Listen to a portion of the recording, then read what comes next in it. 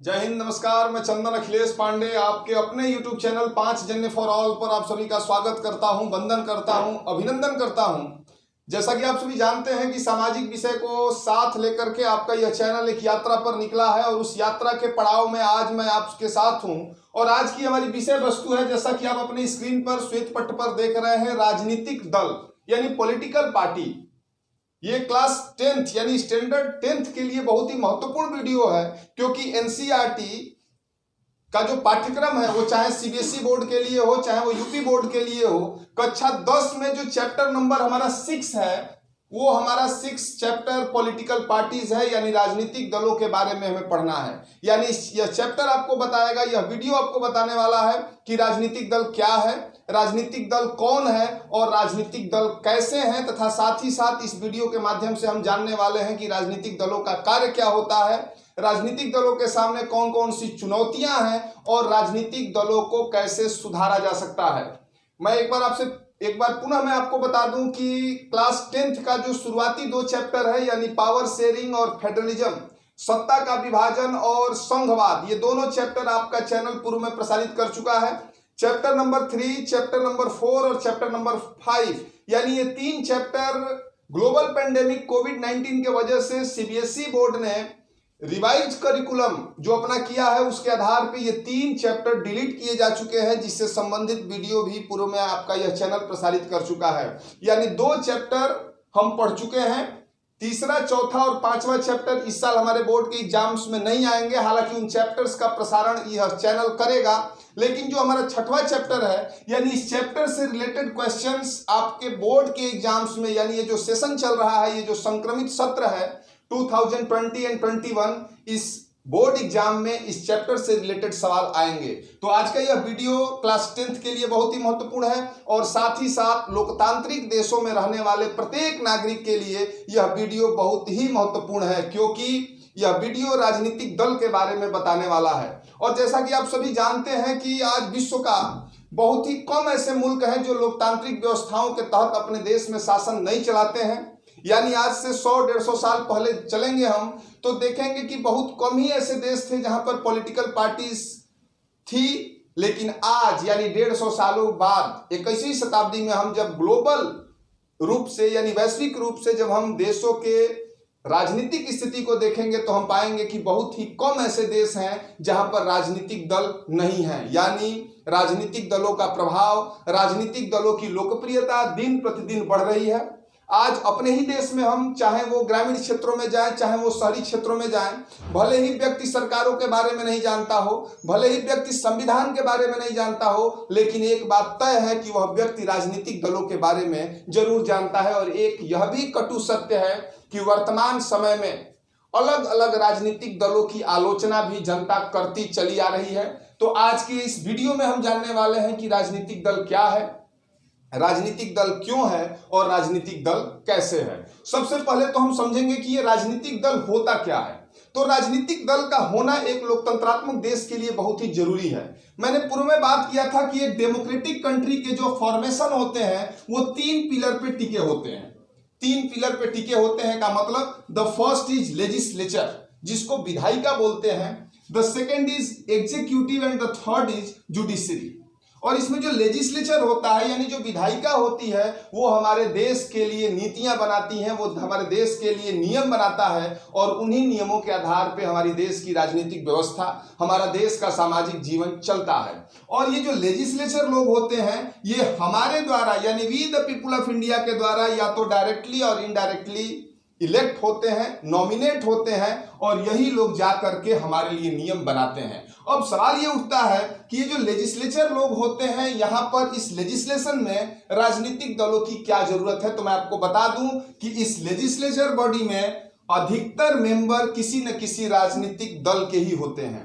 यानी राजनीतिक दल हमारे ही समाज में एक ऐसा समूह है जो राजनीतिक संस्थानों को भरने का काम करता है, सरकार चलाने का काम करता है। जब कोई राजनीतिक दल पूर्ण बहुमत के साथ सरकार में आता है तो वो सरकार चलाता है, शासन व्यवस्था को नियंत्रित करता है और साथ ही साथ यदि कोई राजनीतिक दल विपक्ष में होता है तो वो विपक्ष की भी भूमिका निभाता है। यानी एक लोकतंत्रात्मक देशों में राजनीतिक दल का होना बहुत ही जरूरी है। अब आपके मन में यह सवाल उठ रहा होगा कि कितने राजनीतिक दल, यानी हाउ मेनी पॉलिटिकल पार्टीज। तो यदि ग्लोबल लेवल पे हम बात करेंगे तो पूरे विश्व में 3 प्रकार के राजनीतिक दल पाए जाते हैं, यानी पॉलिटिकल पार्टी का जो सिस्टम है वो 3 प्रकार का होता है। एक सिस्टम होता है single political party. Single political party का मतलब होता है एक दलीय राजनीतिक व्यवस्था, जिसका जीता जागता उदाहरण हमारा पड़ोसी चाइना है, यानी चीन में सिंगल पार्टी सिस्टम है, एक दलीय व्यवस्था है। दूसरी व्यवस्था होती है डुअल पार्टी सिस्टम, यानी द्विदलीय शासन व्यवस्था, और ये द्विदलीय शासन व्यवस्था का सबसे अच्छा उदाहरण यूनाइटेड स्टेट ऑफ अमेरिका है। यहां पर 2 दल आपस में कंपीट करते हैं, यानी प्रतिस्पर्धा करते हैं, शासन में आते हैं, सरकार चलाते हैं, और ये 2 दल मुख्य रूप से रिपब्लिकन पार्टीज और डेमोक्रेटिक पार्टीज होती है। लेकिन जो तीसरा हमारा टाइप है वो मल्टी पॉलिटिकल पार्टी सिस्टम, यानी बहुदलीय राजनीतिक दल, यानी इसका जीता जागता उदाहरण हमारा अपना देश भारत है। भारत में बहुदलीय व्यवस्था पाई जाती है, यानी 1, 2 या 2 से अधिक कितनी भी राजनीतिक पार्टियों को हमारे भारतीय लोकतंत्र में स्वागत है। और आपको मैं बता दूं कि वर्तमान समय में लगभग 1800 राजनीतिक दल, हालांकि हम आगे इसी वीडियो में हम जानेंगे कि राजनीतिक दलों का जब वर्गीकरण होता है तो ये राजनीतिक दल 2 भागों में वर्गीकृत होते हैं, यानी एक एनपीपी हो जाता है, राष्ट्रीय राजनीतिक दल, नेशनल पॉलिटिकल पार्टीज, और दूसरा आरपीपी यानी रीजनल पॉलिटिकल पार्टीज, क्षेत्रीय राजनीतिक दल।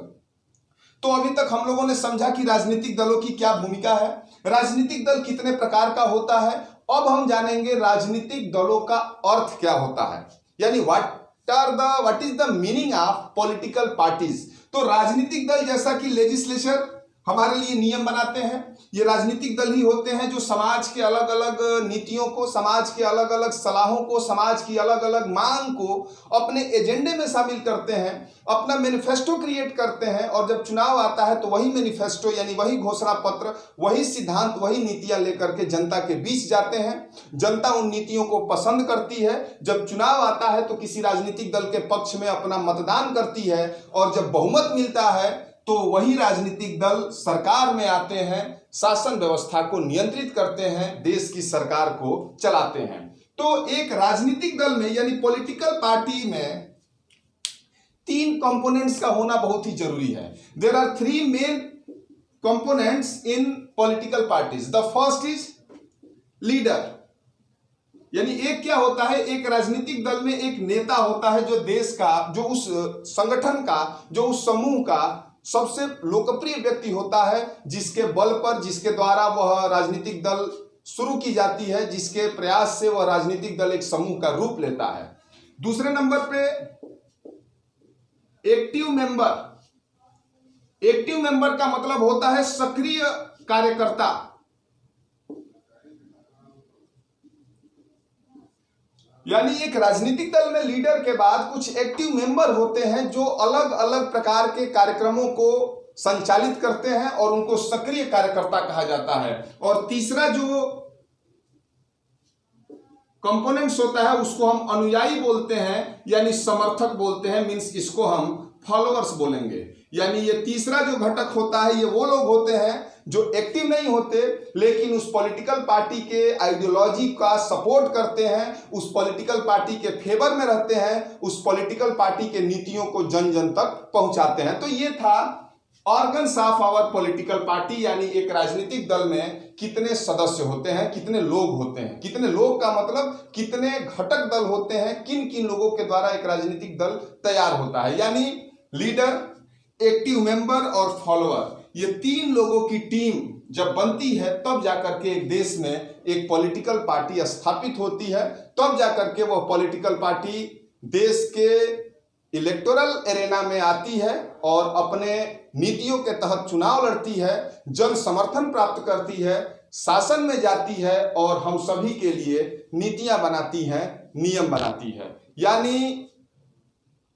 यानी अब हम लोगों ने अभी तक समझा कि राजनीतिक दल के क्या अर्थ होते हैं, राजनीतिक दल की क्या जरूरत होती है। अब हम पढ़ने वाले हैं राजनीतिक दल के क्या कार्य होते हैं, यानी function of political parties.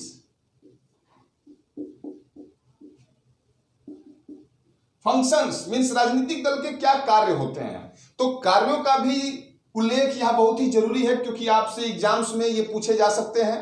What are the main 5 function of political parties. तो सबसे पहले हम देखते हैं कि राजनीतिक दलों का पहला काम क्या होता है। पहला काम चुनाव लड़ना होता है, यानी हमारे भारतीय संविधान के तहत कोई भी व्यक्ति स्वतंत्र रूप से किसी भी प्रकार का पॉलिटिकल पार्टी का निर्माण कर सकता है, और जब कोई पॉलिटिकल पार्टी बनती है तो उसका एक ही उद्देश्य होता है कि वो एक अपनी यूनिक यानी एक अनोखी आइडियोलॉजी रखेगी, समाज के अलग अलग समूहों के विचारों को आत्मसात करेगी और अलग अलग नीतियां बना करके चुनावी एरेना में यानी इलेक्टोरल एरेना में वो जाएगी और लोगों के सेंटिमेंट्स को यानी लोगों की भावनाओं को ध्यान में रखते हुए चुनाव लड़ेगी। तो पहला काम क्या होता है, फाइट इलेक्शन यानी चुनाव लड़ना। ये पॉलिटिकल पार्टीज का पहला काम होता है।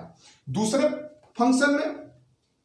फंक्शन में पॉलिटिकल पार्टी समाज के अलग अलग समूहों में जाती है, यानी एक राजनीतिक दल के सैकड़ों हजारों लाखों कार्यकर्ता होते हैं और वो पार्टी समाज के अलग अलग समूहों में जाती है, तबकों में जाती है, उनकी परेशानियों को देखती है, सुनती है, उनके लिए नीतियां तैयार करती है, यानी एक विशेष समुदाय को, जिसको हम वोट बैंक का भी नाम लेते हैं, यानी हर एक पॉलिटिकल पार्टीज एक वोट बैंक बनाती है, जो वोट बैंक उनके लिए हमेशा उनके साथ रहता है, उनके लिए उनके पक्ष में वोट करता है। और यही पॉलिटिकल पार्टीज देश के संविधान निर्माण में भी, यानी ये पॉलिटिकल पार्टीज ही हमारे देश के नीतियों को बनाते हैं। हम फंक्शन नंबर 3 में देखेंगे कि हमारे देश के जो संविधान होता है, एक लोकतंत्रात्मक देश में संविधान का होना बहुत ही जरूरी होता है, और यह संविधान देश काल परिस्थिति के आधार पर अमेंड किया जाता है यानी संशोधित किया जाता है। और हम जब अपने संविधान की पृष्ठभूमि पे जाएंगे तो हमारे भी देश का संविधान पॉलिटिकल पार्टीज ने ही मिलकर बनाया था। मैं संविधान के जब हमारे वीडियोस आएंगे, संविधान की कक्षाएं चलेंगी तो उसमें आपको विस्तार मिलेगा। लेकिन तीसरा फंक्शन हमारा ये है कि हमारे देश की पॉलिटिकल पार्टीज ही यानी देश के जो राजनीतिक दल होते हैं वही कानून का निर्माण करते हैं। जैसा कि मैंने पहले ही बताया था आपको कि डेमोक्रेटिक फॉर्मेशन के 3 पिलर होते हैं और जिसमें विधायिका होती है, जिसको लेजिस्लेचर के नाम से जानते हैं। यह लेजिस्लेचर ही हमारे लिए नियम बनाती है और यह लेजिस्लेचर किसी न किसी पॉलिटिकल पार्टीज के ही होते हैं। तो ये तीसरा फंक्शन है कि हमारे लिए पॉलिटिकल पार्टीज कानून का निर्माण करते हैं, मेक रूल्स एंड रेगुलेशन। और चौथा फंक्शन नंबर 4, राजनीतिक दल जनता के बीच जाते हैं, अपने नीतियों से जनता को अपनी तरफ आकर्षित करते हैं, अपने समर्थन में लेते हैं। और जब कोई राजनीतिक दल सरकार में आती है यानी शासन व्यवस्था में शामिल होती है तो यही राजनीतिक दल अपने कार्यकर्ताओं को, अपने नेताओं को, अपने इलेक्टेड रिप्रेजेंटेटिव को ट्रेंड करते हैं, प्रशिक्षित करते हैं, उनको अलग अलग कार्यक्रमों में शामिल करते हैं। और यही राजनीतिक दल के जो सुपीरियर पर्सनालिटीज होती हैं यानी जिनके पास अनुभव होता है, जिनके पास तजुर्बा होता है, जिनके पास लोकप्रियता होती है, ये लोग चुनाव जीत करके जब लेजिस्लेचर में आते हैं तो यह राजनीतिक दल ही इन रिप्रेजेंटेटिव्स को मिनिस्टर बनाती है यानी मंत्री भी बनाती हैं। हम पिछले क्लास में या फिर आगामी वीडियोस में हम देखेंगे कि जब लेजिस्लेचर के बाद जो हमारा दूसरा पिलर होता है जिसको हम एग्जीक्यूटिव बोलते हैं, यह एग्जीक्यूटिव भी 2 भागों में बटा होता है, यानी एक पीई पॉलिटिकल एग्जीक्यूटिव होते हैं और दूसरा परमानेंट एग्जीक्यूटिव होता है। सबसे पहले मैं आपको बता दूं कि लेजिस्लेचर तो नियम बना दिया, इस एग्जीक्यूटिव का यानी व्यवस्थापिका का काम क्या होता है, तो व्यवस्थापिका का काम व्यवस्था करना होता है, यानी इनके द्वारा बनाए गए नियमों को ग्राउंड तक लेके जाने की जिम्मेदारी एग्जीक्यूटिव की होती है, कार्यपालिका की होती है। और ये कार्यपालिका 2 भागों में विभाजित होती है, एक परमानेंट एग्जीक्यूटिव जो हमारे ब्यूरोक्रेट्स हैं यानी सिविल सर्वेंट्स होते हैं, इनको परमानेंट बोला जाता है क्योंकि ये लॉन्ग रन में काम करते हैं। और एक जो पॉलिटिकल एग्जीक्यूटिव होते हैं, ये पॉलिटिकल एग्जीक्यूटिव इसी लेजिस्लेचर के एक्सपीरियंस पर्सन होते हैं, यानी ये मंत्री लोग होते हैं जिनके माध्यम से ये दोनों लोग मिल करके एग्जीक्यूटिव बॉडी में शामिल होते हैं, लेजिस्लेचर के बनाए गए नियमों को जनता तक ले जाते हैं, धरातल तक ले जाते हैं। फंक्शन नंबर 5, उम्मीद है कि आपने 4 फंक्शन समझ लिया होगा। और यदि फंक्शंस के बीच में या वीडियो के बीच में वीडियो से संबंधित किसी भी प्रकार की आपकी शिकायत होती है, कोई समस्या होती है, तो कमेंट्स बॉक्स में आपका स्वागत है। हमारा आपका यह चैनल सोशल मीडिया के अलग अलग प्लेटफॉर्म यानी फेसबुक पेज पे, टेलीग्राम के माध्यम से भी आप हमसे जुड़ सकते हैं, अपनी समस्याओं को हम तक पहुंचा सकते हैं। और मुझे उम्मीद है, विश्वास है कि आपकी समस्याओं को आपका यह चैनल सुनेगा और उन समस्याओं का निदान करने का भी हर संभव प्रयास करेगा। फंक्शन नंबर 5, राजनीतिक दल पॉलिटिकल एरेना में आते हैं, चुनाव लड़ते हैं, और चुनाव लड़ते हैं तो 2 रिजल्ट आते हैं, या तो चुनाव वो जीतता है और नहीं तो वो चुनाव हारता है। जो राजनीतिक दल चुनाव जीतता है वो शासन में आता है यानी पोजीशन में रहता है, और जो राजनीतिक दल चुनाव हार जाते हैं उनको अपोजिशन यानी उनको विपक्ष की भूमिका भी निभानी पड़ती है। और एक लोकतंत्रात्मक देशों में जितना महत्व पक्ष का है उतना ही महत्व विपक्ष का भी है। अब आपके मन में ये सवाल उठ रहा होगा कि सर, पक्ष का तो काम देश की नीतियां बनाना होता है, देश के नियमों का निर्धारण करना होता है, देश के लिए कार्यक्रम चलाना होता है, देश की समस्याओं को दूर करना होता है, लेकिन sir what are the responsibilities of opposition?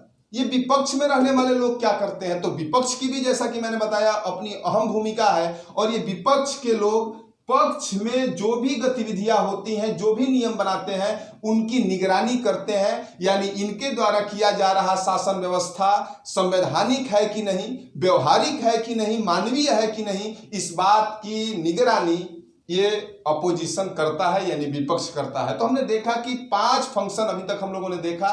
ये 5 फंक्शंस राजनीतिक दलों के कार्य हैं। छठवें फंक्शन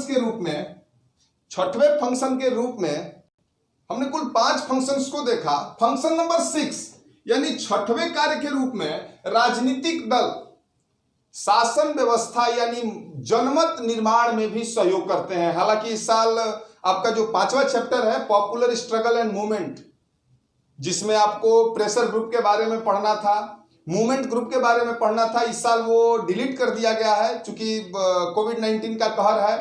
तमाम स्टैंडर्ड्स के पाठ्यक्रम पर उनकी पढ़ाई प्रभावित हुई है, और उस प्रभाव को देखते हुए सीबीएसई ने अपना सिलेबस कम कर दिया है। और उसी डिलीशन पोर्शन में एक चैप्टर है प्रेशर ग्रुप एंड मूवमेंट, और वो प्रेशर ग्रुप मूवमेंट आप पढ़ करके इस वीडियो को देखेंगे तो फंक्शन नंबर 6 आपको समझ में आएगा। यानी फंक्शन नंबर 6 का मतलब होता है कि राजनीतिक दल जनमत निर्माण का काम करते हैं। जनमत निर्माण का मतलब हमारे समाज में जो भी समस्याएं होती हैं, सरकार शासन करती है, नीतियां बनाती है, सरकार का प्रयास रहता है कि समाज का हर तबका खुशहाल रहे, संपन्न रहे, लेकिन उस खुशहाली के बावजूद भी हमारे समाज में कई दिक्कतें, कई समस्याएं होती रहती हैं। तो ये राजनीतिक दल ही होते हैं जो समय समय पर यानी अलग अलग तबकों की आवाज को, अलग अलग परेशानियों को उठाते हैं, समाज को एकजुट करने का काम करते हैं, संगठित करने का काम करते हैं, और शासन से, सरकार से उस समस्या के निदान के लिए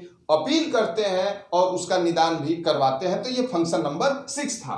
और फंक्शन नंबर 7 ये अंतिम फंक्शन है। कुल 7 कार्य आपके पाठ्यक्रम में दिया गया है, और राजनीतिक दलों का 7वां सबसे बड़ा कार्य ये होता है कि राजनीतिक दल सरकार के जो कार्यक्रम होते हैं, सरकार की जो नीतियां होती हैं, वो जनता तक पहुंचाते हैं। यानी समय समय पर आप देखे होंगे कि आपके मोहल्ले में, आपके इलाके में तमाम प्रकार के नेता, जिसमें विधायक शामिल होते हैं, सांसद शामिल होते हैं, वो सरकारी कार्यक्रमों को लेकर के आपने सड़क पे नेताजी लोगों को यानी सांसद और विधायक लोगों को झाड़ू लगाते हुए देखा होगा। यानी वो झाड़ू क्यों लगा रहे हैं? क्योंकि इनकी सरकार की जो स्वच्छ भारत मिशन की जो कार्यक्रम था, उस कार्यक्रम को वो जनता तक लाने का काम कर रहे हैं। यानी एक प्रकार से वो अपनी सरकारी कार्यक्रमों को, अपने जो गवर्नमेंटल प्रोग्राम्स होते हैं, उन प्रोग्राम्स को जनता तक लेके आते हैं। वो जनता को बताते हैं कि उनके कार्यकाल में, उनके शासन व्यवस्था में कौन कौन से कार्यक्रम जन कल्याण के लिए बने हैं,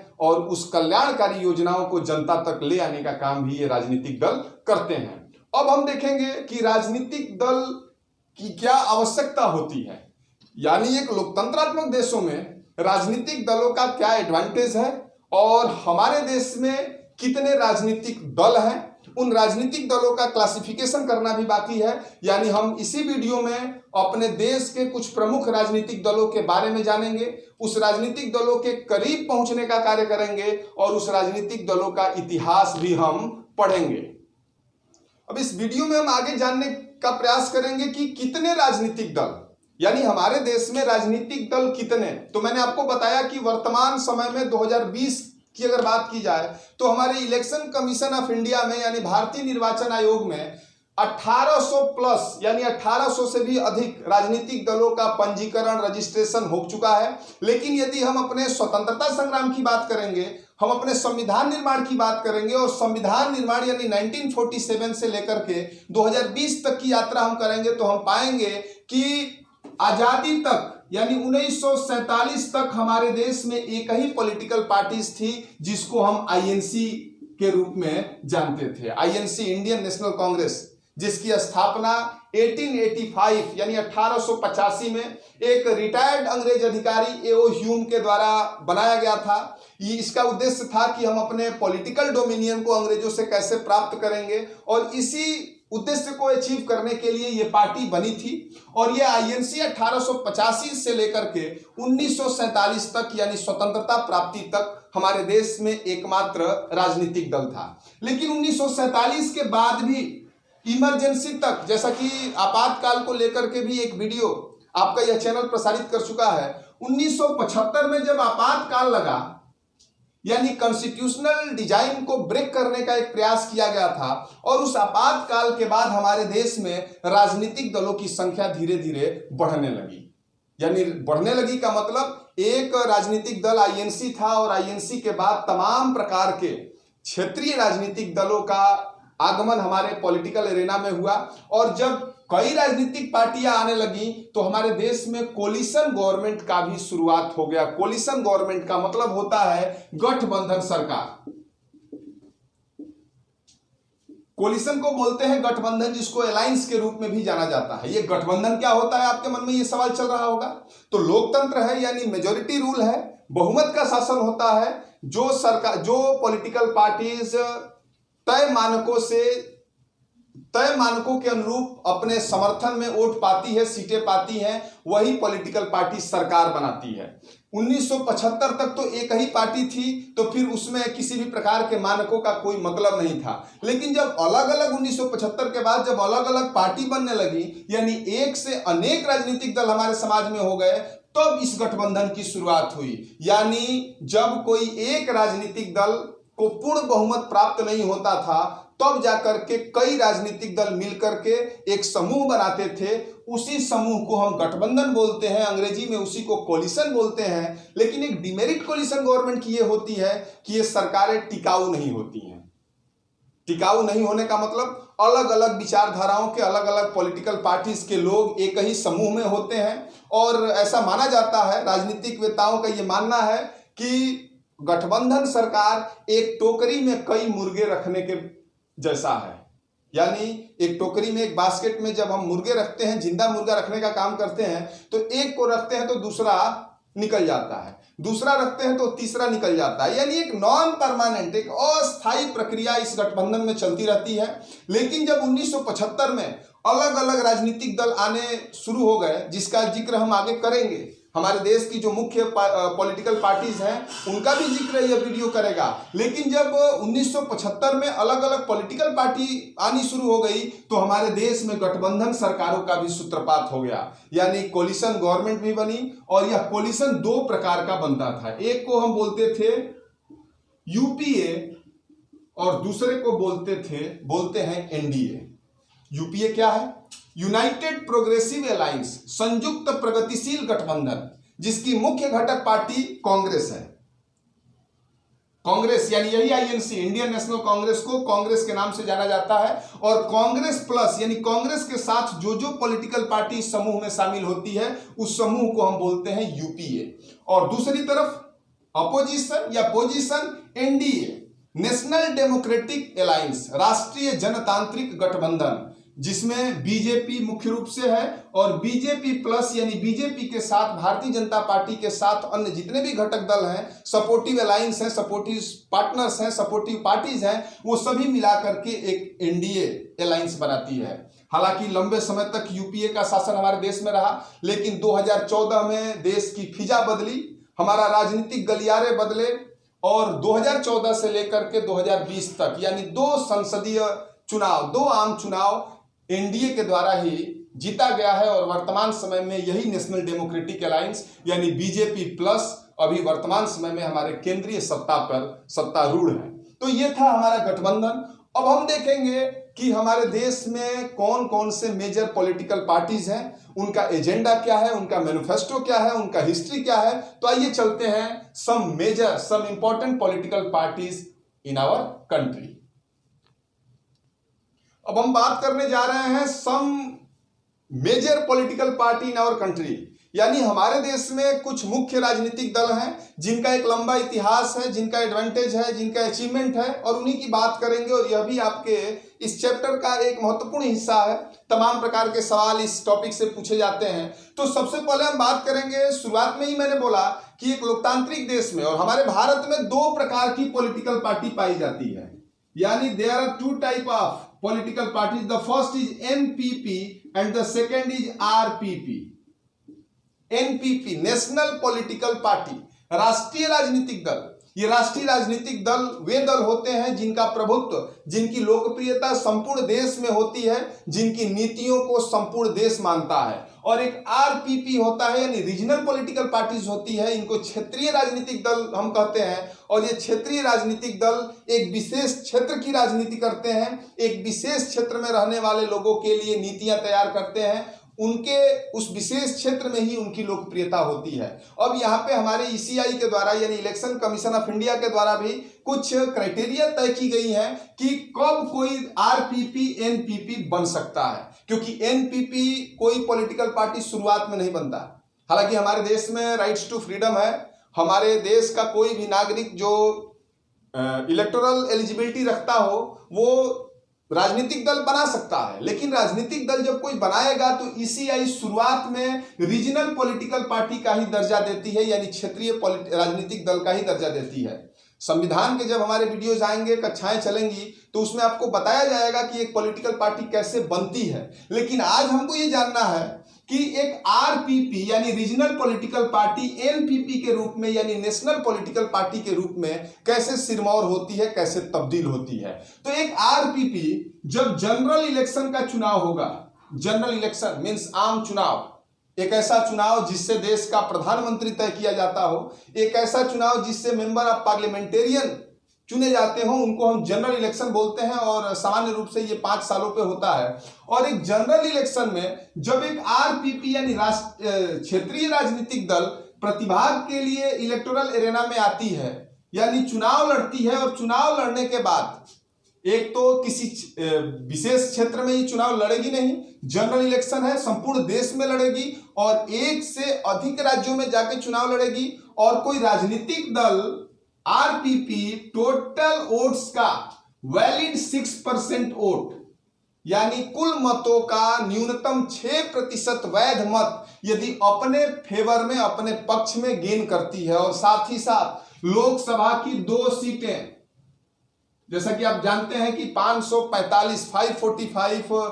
हमारे लोअर हाउस में सीटें हैं, और उस 545 में यदि 2 सीटों के साथ साथ 6% वैलिड वोट अपने फेवर में कोई आरपीपी लेती है, तो वह आरपीपी एनपीपी का दर्जा प्राप्त करती है। हमारा इलेक्शन कमीशन ऑफ इंडिया उस आरपीपी को एनपीपी के रूप में दर्जा देता है, मान्यता देता है। और अब हम जानने वाले हैं कि हमारे देश में जो मेजर पॉलिटिकल पार्टीज है, मेजर का मतलब जो मुख्य रूप से हम राष्ट्रीय राजनीतिक दलों की बात करेंगे, यानी वो राजनीतिक दल जो शुरुआत में तो क्षेत्रीय राजनीतिक दल थे, लेकिन उन्होंने इस एलिजिबिलिटी को पूरा किया, वो इस क्राइटेरिया में आए और उसके बाद नेशनल पॉलिटिकल पार्टीज का दर्जा प्राप्त किए। तो सबसे पहले हम बात करेंगे आईएनसी यानी इंडियन नेशनल कांग्रेस, जो कि हमारे देश का एक राष्ट्रीय राजनीतिक दल है, हमारे देश का सबसे पुराना राजनीतिक दल है, और इस राजनीतिक दल की हम बात करेंगे। राष्ट्रीय राजनीतिक दलों की जब हम बात करेंगे तो पहला नाम आता है आईएनसी, इंडियन नेशनल कांग्रेस, जिसको आम भाषा में कांग्रेस पार्टी के नाम से जानते हैं। हाथ का पंजा चुनाव चिन्ह है, और 1885 में इस पार्टी का गठन हुआ था।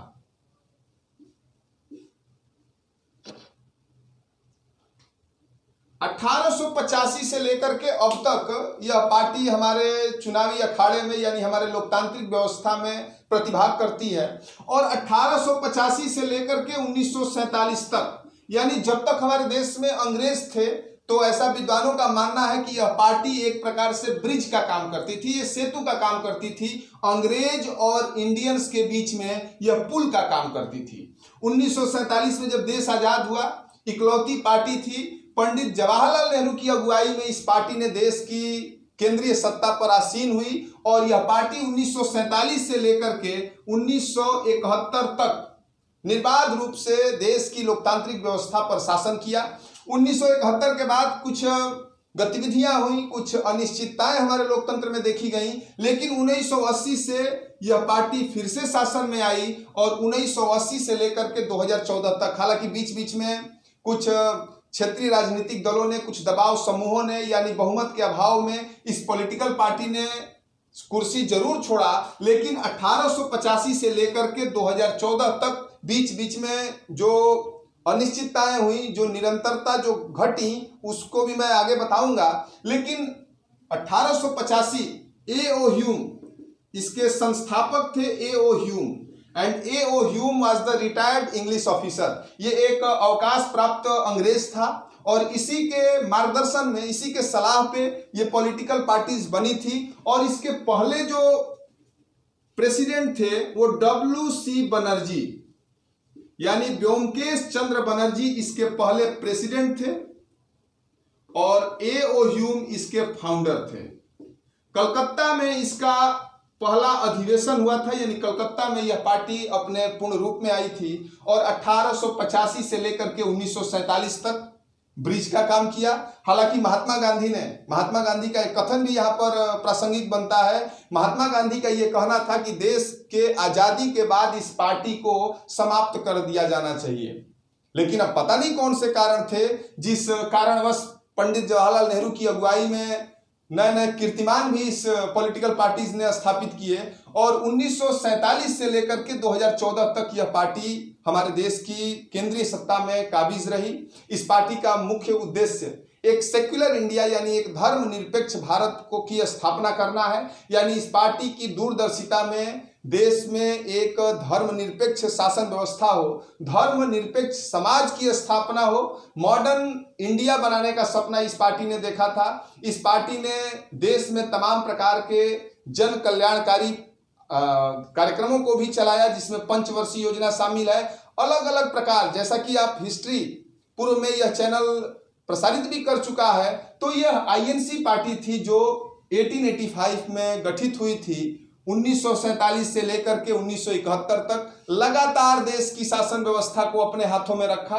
1975 इमरजेंसी का दौर था, बीच में कुछ घटक दल आए, कुछ प्रेशर ग्रुप आए और 2014 तक यानी डॉक्टर मनमोहन सिंह की अगुवाई तक यह पॉलिटिकल पार्टी एक प्रकार से हमारे देश की शासन व्यवस्था में आसीन रही। 2014 में देश की फिजा बदली, राजनीतिक गलियारे में एक नए महत्वाकांक्षा, एक नई विचारधारा हमारे देश के सामने आई और 2014 से यह पार्टी अपने पूर्व रूप को प्राप्त करने के लिए संघर्षरत है।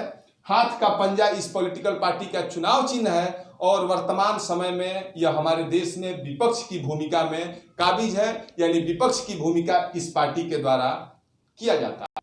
यह था INC का एक संक्षिप्त रूप, यानी यह INC इंडियन नेशनल कांग्रेस हमारे देश की पहली राष्ट्रीय राजनीतिक दल थी।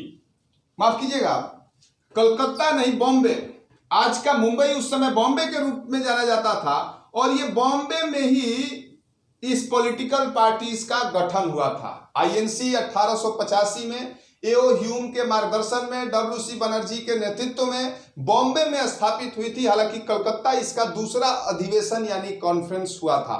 अब हम बात करेंगे दूसरे राजनीतिक दल की। ये पहला राजनीतिक दल था और दूसरे राजनीतिक दल के रूप में नाम आता है BJP। जैसा कि आप सभी लोग जानते हैं, वर्तमान समय में यह विश्व की सबसे बड़ी लोकतांत्रिक पार्टी है जिसका नाम है भारतीय जनता पार्टी। स्थापना 1980 में हुई थी। 1980 में जनसंघ को पुनर्जीवित किया गया और पंडित अटल बिहारी वाजपेयी, दिवंगत पूर्व प्रधानमंत्री पंडित अटल बिहारी वाजपेयी, लाल कृष्ण आडवाणी जैसे तमाम हिंदू विचारधाराओं को साथ लेकर के इस पार्टी को 1980 में स्थापित किया गया था। जनसंघ को एक तरह से पुनर्जीवन मिला था और इस पार्टी का जो चुनाव चिन्ह होता है वो कमल का फूल होता है, लोटस होता है। यह पार्टी हिंदू विचारधारा पर आधारित होती है। इस पार्टी का मुख्य उद्देश्य, इस पार्टी की नीतियां देश में एक सांप्रदायिक जो भेदभाव है उस भेदभाव को मिटाना है। इस पार्टी का मुख्य उद्देश्य एक समान यूनिफॉर्म सिविल कोड यानी समान दंड संहिता को लागू करना भी। यूनिफॉर्म सिविल कोड की आवाज भी यह पार्टी बहुत समय से उठा रही है। जो कश्मीर को विशेष राज्य का दर्जा मिला था, हालांकि वो दर्जा 370 अब कोलैप्स हो गया है, लेकिन विशेष राज्य का दर्जा जब तक कश्मीर को प्राप्त था उस स्पेशल स्टेटस का पुरजोर विरोध भी शुरू से यह पार्टी करते आई है। और जैसे ही यह पार्टी केंद्र में आई यानी सत्ता में आसीन हुई तो 370 यानी कश्मीर का जो स्पेशल स्टेटस था वो स्पेशल स्टेटस भी रद्द कर दिया गया। यानी हिंदुइज्म को आधार बनाकर हिंदू आइडियोलॉजी, हमारी सनातन संस्कृति को साथ लेकर के, हमारी सभ्यताओं को जीवंत बनाते हुए, हमारे संस्कृतियों को साथ लेकर के यह पार्टी अपने हमारे देश में 1980 से राजनीति करने के लिए आई। यानी हमारे देश में इसका शुरुआत 1980 में हुआ। जनसंघ के लोग थे वो बीजेपी में आए। कमल का फूल इस राजनीतिक दल का चुनाव चिन्ह है। हालांकि पंडित अटल बिहारी वाजपेयी के नेतृत्व में यह पार्टी अलग अलग छोटे छोटे घटकों के साथ 3 बार शासन में आई।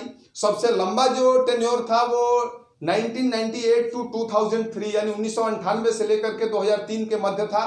पंडित अटल बिहारी वाजपेयी उस समय हमारे देश के प्रधानमंत्री हुआ करते थे और इनके कार्यकाल का एक उपलब्धि आज हमारा पूरा देश ऋणी है। हमने परमाणु परीक्षण भी उसी समय किया था। हालांकि 2014 में एक नया क्लेवर, एक नई पर्सनालिटी, एक नया लीडर इस पार्टी को प्रधानमंत्री के रूप में मिला। मैं बात कर रहा हूं श्रीमान नरेंद्र भाई दामोदर दास मोदी की, जो वर्तमान समय में हमारे देश के प्रधानमंत्री हैं। और 2014 से लेकर के 2022 यानी लगातार 2 लोकसभा हमारी जनता ने इस पॉलिटिकल पार्टीज को अपना भरपूर स्नेह दिया, भरपूर सहयोग दिया और पिछले 6 सालों से यह सेंट्रल गवर्नमेंट के रूप में हमारे देश में शासन कर रही है। वर्तमान समय में विश्व की सबसे बड़ी लोकतांत्रिक पार्टी होने का दम, होने की योग्यता इस पार्टी में है, यानी विश्व की सबसे बड़ी पार्टी है। दीनदयाल उपाध्याय, श्यामा प्रसाद मुखर्जी का जो सपना था, जो उन्होंने जो भारत बनाने का सपना देखा था, उन सपनों को आधार बना करके यह पार्टी हमारे पॉलिटिकल एरेना में काम करती है। हमारे जो सांस्कृतिक विरासतें हैं उन विरासतों को संजोने का काम करती है, नए नए रिफॉर्म करने का काम करती है। तमाम प्रकार के इन 6 सालों में बदलाव देखने को मिले और यह बीजेपी, भारतीय जनता पार्टी दूसरे नंबर पर यानी दूसरी भारत की राष्ट्रीय राजनीतिक दल है। तो हमने 2 राजनीतिक दलों के बारे में देखा। तीसरे राजनीतिक दल के रूप में बीएसपी, जैसा कि जो चैप्टर है ये 2014 यानी 2014 तक के आम चुनाव पर आधारित यह चैप्टर है। और तीसरे नंबर की पॉलिटिकल पार्टी जिसमें आप अपने स्क्रीन पर देख रहे हैं बीएसपी, जिसको बहुजन समाज पार्टी के रूप में जाना जाता है, यानी हाथी, एलिफेंट इस राजनीतिक दल का चुनाव चिन्ह है। और बीएसपी का गठन 1984 में कांशीराम जी के नेतृत्व में हुआ था। एक सशक्त भारत, एक समान समाज की परिकल्पना को साथ लेकर के 1984 में कांशीराम जी ने इस पार्टी का गठन किया था। यानी इस पार्टी का मुख्य उद्देश्य सामाजिक समरसता को बढ़ाना था। दबे कुचले, पीड़ित, शोषित, मजलूम जो लोग थे उन लोगों को एक समान विचारधारा में, जो हाशिए के समूह पर जो लोग थे उन लोगों को मुख्य धारा में लाना, समाज के मेन स्ट्रीम में शामिल करना इस पार्टी का मुख्य उद्देश्य था। कांशीराम के दिवंगत होने के पश्चात सुश्री मायावती, जो कि हमारे उत्तर प्रदेश की अनेकों बार मुख्यमंत्री रह चुकी हैं, इन्होंने इस पार्टी का नेतृत्व अपने हाथ में लिया। और 1984 से लेकर के अब तक, हालांकि समय समय पर अलग अलग राज्यों में अलग अलग विचारधाराओं को लेकर के यह पार्टी राजनीति करती है।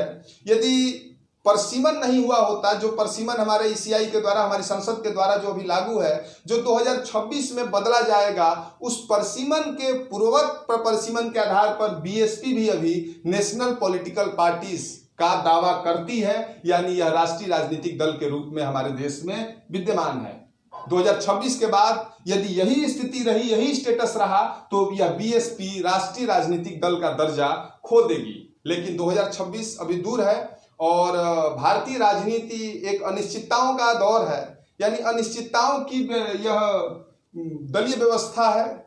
कब कौन सी पार्टी का ग्राफ बढ़ जाए, कब कौन सी पार्टी का ग्राफ गिर जाए, ये कोई नहीं जानता है। लेकिन वर्तमान समय में बीएसपी यानी बहुजन समाज पार्टी, जिसकी संरक्षक सुश्री मायावती हैं, और यह मायावती के नेतृत्व में यह पार्टी दलितों का, मजदूरों का, गरीबों का, मजलूमों की हितों की बात करती है, उनकी राजनीति करती है, उनके अधिकारों की बात करती है।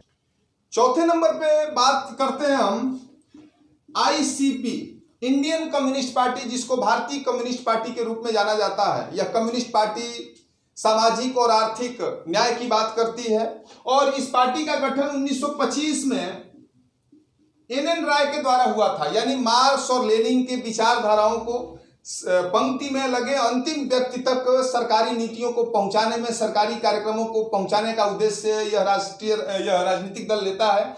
1925 में इस राजनीतिक दल का गठन हुआ था। 1925 से लेकर के 1964 तक यह मजदूरों के लिए, किसानों के लिए, जो हमारे इंडस्ट्री में यानी उद्योगों में लगे जो मजदूर हैं उनके लिए, यानी समाज का जो पिछड़ा तबका होता है उन पिछड़े तबके के हितों के लिए यह पार्टी राजनीति करती है। लेकिन 1925 से लेकर के 1964 तक एक समान उद्देश्य को प्राप्त करने के लिए यह पार्टी देश के पॉलिटिकल एरेना में शामिल हुई। लेकिन 1964 में इस पार्टी में फूट हुआ, यानी विचारधाराओं का टकराव हुआ और 1964 में एक नई पार्टी सीपीआईएम के रूप में हमारे देश को देखने को मिली। यानी कांग्रेस, भाजपा, बसपा के बाद चौथा और पांचवा नंबर राष्ट्रीय राजनीतिक दलों के रूप में आईसीपी और सीपीआईएम को आता है। कार्ल मार्क्स का नाम आपने सुना होगा, लेनिन, रशियन रिवॉल्यूशन में आपने पढ़ा होगा। उनकी क्या विचारधाराएं थी, उनके क्या सपने थे, उन्हीं सपनों को साथ लेकर के यह पॉलिटिकल पार्टी हमारे देश में राजनीति करती है। बंगाल के यदि इतिहास पर हम गौर करें तो लगभग 30 सालों तक इसी पॉलिटिकल पार्टी का वहां साम्राज्य था। ज्योति बसु मुख्यमंत्री हुआ करते थे और इसी के साथ ये आईसीपी और सीपीआईएम भी क्रमशः चौथे और पांचवें नंबर पर हमारे भारतीय राजनीति में राष्ट्रीय राजनीतिक दल के रूप में शामिल है। हमने कुल 5 राष्ट्रीय राजनीतिक दलों के बारे में पढ़ा। छठवें नंबर पर यानी इस चैप्टर में 6 राष्ट्रीय राजनीतिक दलों के बारे में पढ़ना है।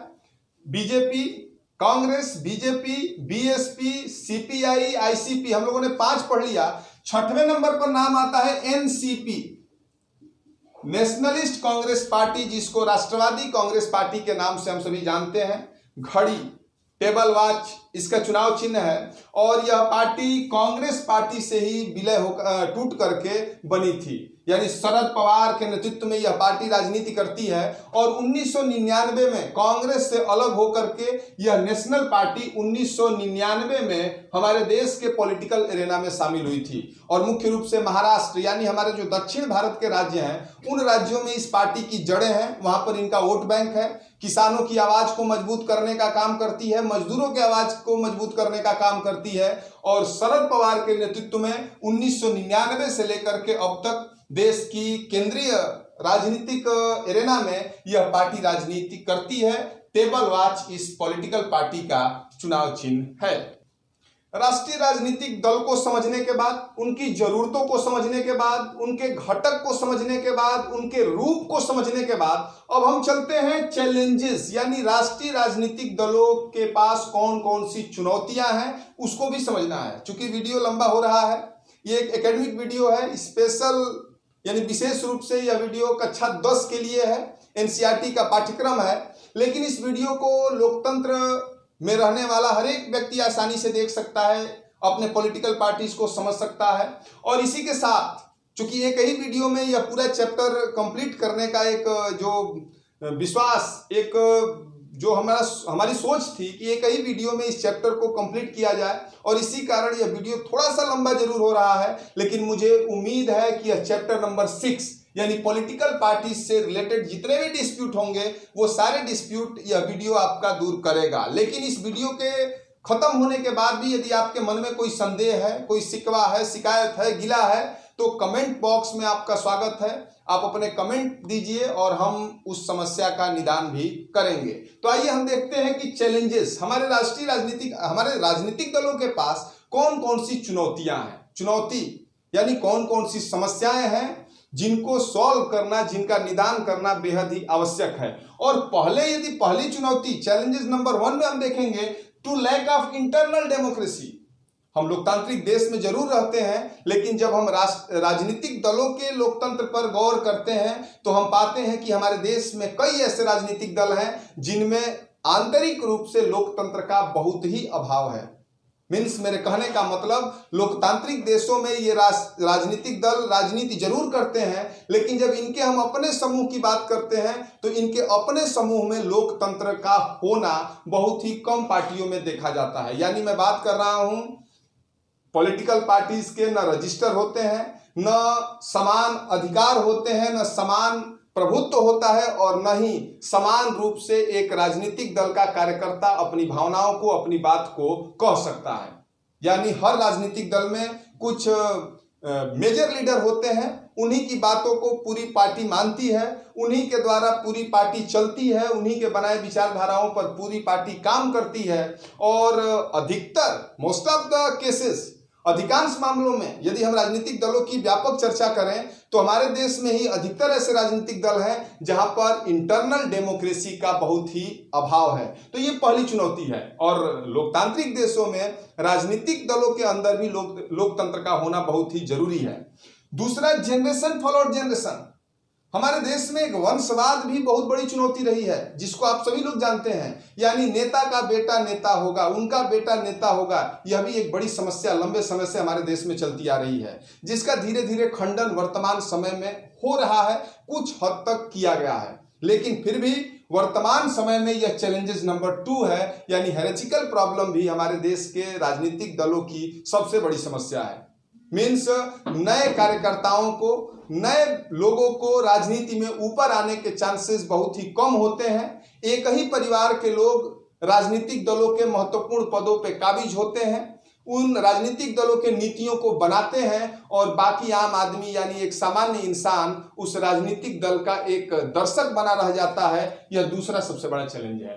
तीसरे नंबर पे मैल प्रैक्टिसेस, यानी अधिकतर राजनीतिक दल हमारे देश में चुनाव के समय असंवैधानिक कार्य करते हैं, गलत लोगों को टिकट देते हैं, जातिवाद को बढ़ावा देते हैं, अपराधी छवि के लोगों को भी अपने पार्टी में शामिल करते हैं, उनको टिकट दे करके कहीं ना कहीं किसी न किसी रूप में उनको रिप्रेजेंटेटिव बनाते हैं। यानी हमारे लोकतंत्र ने अपराधी लोगों को भी संसद में बैठते हुए देखा है, और यही हमारे लिए तीसरा मैल प्रैक्टिसेस है। यानी राजनीतिक दलों में अपराधी किस्म के लोग, पैसे पर वोट, बोतल यानी शराब पर वोट, प्रलोभन पर वोट भी हमारे देश में वर्तमान समय में प्रासंगिक है, जो कि चुनौती नंबर 3 है। और चौथे चुनौती में हम चलेंगे टू लैक ऑफ ऑप्शंस।